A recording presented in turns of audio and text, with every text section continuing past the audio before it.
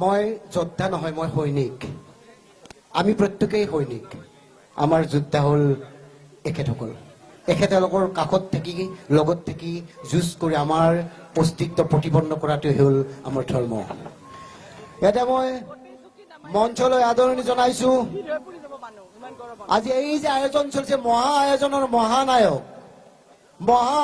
মহানায়ক হীৰা হৰণীয়াক, আমাৰ সাংসদ প্ৰিয় নেতা যোদ্ধা হীৰা হৰণীয়াক এটা জোৰকে হাত চাপৰি আদৰণি জনাবলৈ জনাইছো। হীৰা হৰণীয়া জাতিটোৰ কাৰণে আপোনালোকৰ বাবে যি ত্যাগ কৰি আহিছে, সেই ত্যাগৰ কোনো তুলনা নহয়। আৰু আপোনালোকৰ কাষত হীৰা হৰণীয়া জগত হীৰা হৰণীয়াক এটা হাত তালি, মই ভাবো আপোনালোকে থিয় হৈ তেখেতক এটা হাত তালি দিয়া উচিত। হীৰা হৰণীয়া জিন্দাবাদ,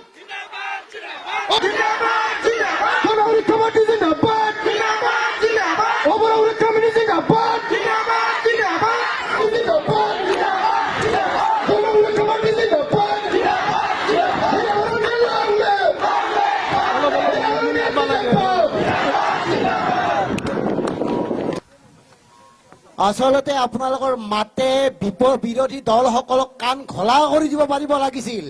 তেওঁলোকে শুনক, তেওঁলোকে জানক কিমান শক্তিশালী আমি বৰ। তেওঁলোকে জনা উচিত, তেওঁলোকে চিনা উচিত যে অসম কাৰো পৈতৃক সম্পত্তি নহয়, অসম অসমীয়াৰ।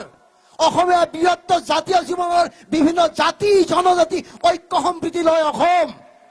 অসমত অসমীয়াৰ অধিকাৰ চলিব, অসমত অসমীয়াৰ অস্তিত্ব প্ৰতিপন্ন হ'বই লাগিব। আৰু তাক লৈ যদি কোনোবাই ৰাজনীতি কৰিব আহিছে, তেওঁলোকক আমাৰ ভূমিৰ পৰা গতিয়াই বাহিৰ কৰি দিম, এই কথাটো তেওঁলোকে জানক। মই এইবাৰ মঞ্চলৈ আমন্ত্ৰণ জনাইছো আজিৰ বিশিষ্ট অতিথি জিএছপিৰ শুভাকাংক্ষী তথা আপোনালোকৰ কোচ ৰাজবংশীৰ এই ৰাজ পৰিয়ালৰ ৰাজকন্যা, তেখেতক মই ৰাজকন্যা বুলি কোৱাৰ আগতে কম অগ্নিকন্যা হেমপ্ৰভা দেৱীক মঞ্চলৈ বিচাৰিছো।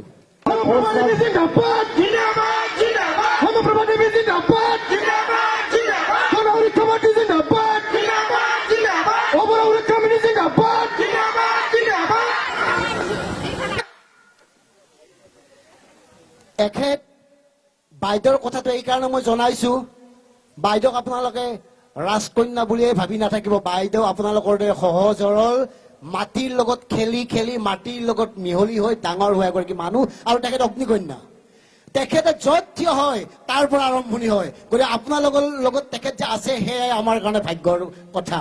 গতিকে বাইদেউক মই স্বাগতম জনাইছো।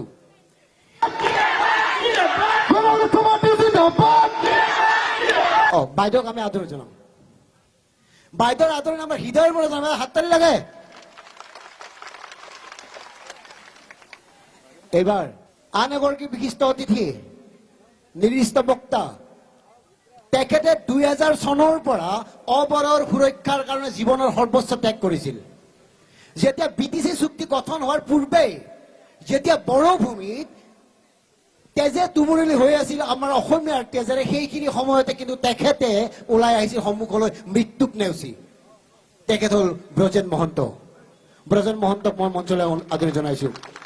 গণ সুৰক্ষা পাৰ্টী আৰু অবৰ সুৰক্ষা সমিতিৰ মুখ্য উপদেষ্টা ব্ৰজেন মহন্ত। আৰু ব্ৰজেন মহন্তই যি সাহসেৰে, যি নিষ্ঠাৰে, যি একাগ্ৰতাৰে ইয়াত থিয় হৈ আপোনালোকক সাহস যোগাইছিল, তাৰ কাৰণে মই ব্ৰজেন মহন্ত ডাঙৰীয়াক সেৱা জনাইছো, চেলুট জনাইছো।